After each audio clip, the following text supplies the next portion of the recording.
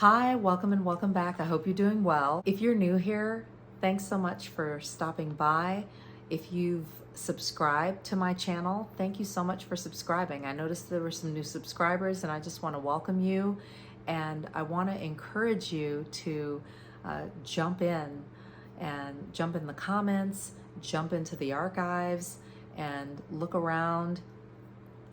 Share your thoughts, experiences. If you have data, share that too.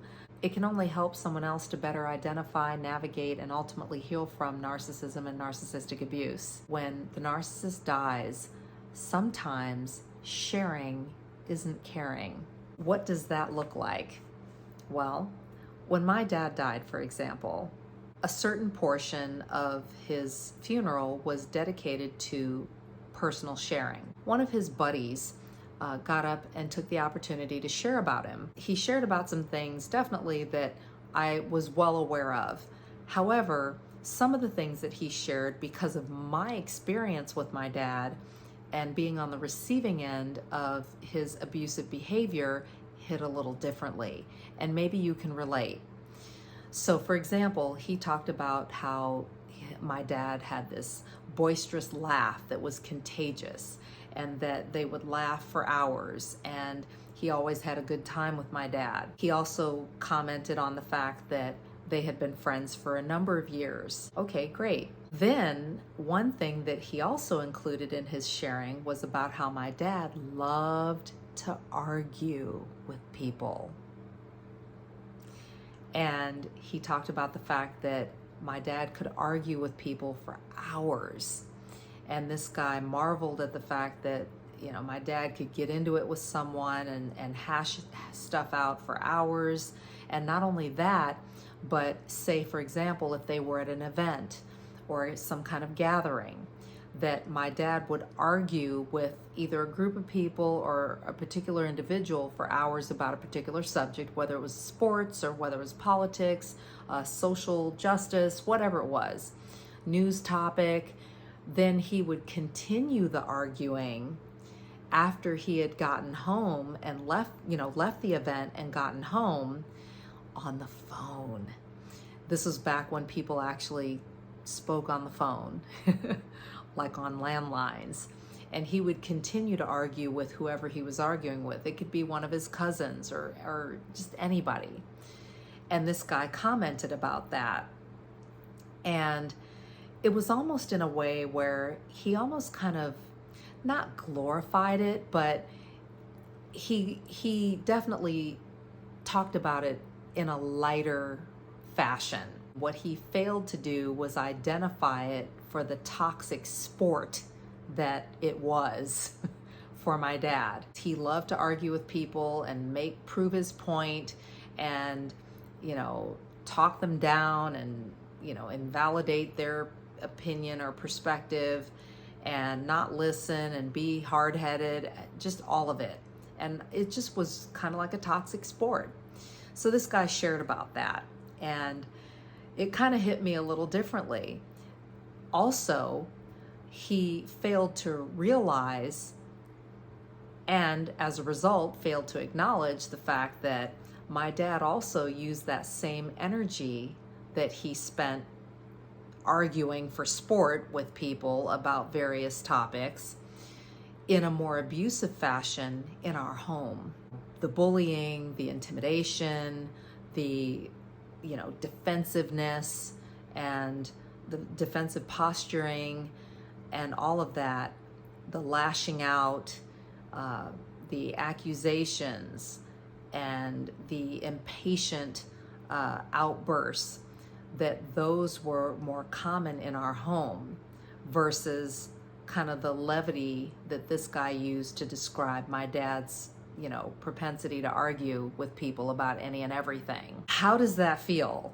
When you are listening to someone share about the narcissist and your experience with the narcissist is, abusive, traumatizing, very toxic, it can feel dysregulating. Like it can really trigger some of those feelings that you had being on the receiving end of the abusive behavior can feel uncomfortable or awkward sitting and listening. Are you done yet? Can you kind of wrap it up? I think I've heard enough. It can also feel frustrating. Seriously? You think this is funny or cute? If only this guy knew what we went through in the household with my dad. He probably would have a little bit different perspective, or maybe come across a little bit more compassionate or sensitive, or maybe he would have not smiled or laughed or chuckled as he recalled my dad's constant, need to argue with people. It can also feel invalidating, like your experience just didn't matter, or maybe didn't happen, or wasn't as bad as you thought it was. Are we talking about the same person? Together, all of that combined can come across, whether it's intended or not, as uncaring. Why is this? Different people have different experiences with the narcissist.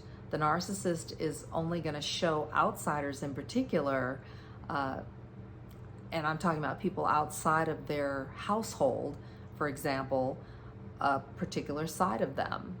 They're not going to see everything. And a lot of times narcissists are most abusive to the people who are closest to them. So we're talking family members, especially immediate family members. So it could be a spouse, children, right?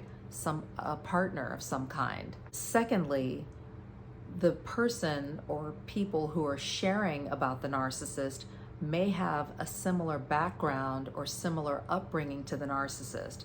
So for example, this guy that shared about my dad, he may very well and likely grew up in a narcissistic family himself, to where he didn't see the behavior as toxic, but more as normal. People may share similar socioeconomic background as the narcissist. They may be part of the same group or culture. In fact, where narcissistic abusive behavior is more normalized. Another reason why this can happen is that people have different ways of coping with death. A common strategy for coping and processing is to use humor, to add levity to the situation, to kind of ease that discomfort. It's very common for people to speak more highly of the narcissist than they ought to. It could be out of ignorance or in an attempt to avoid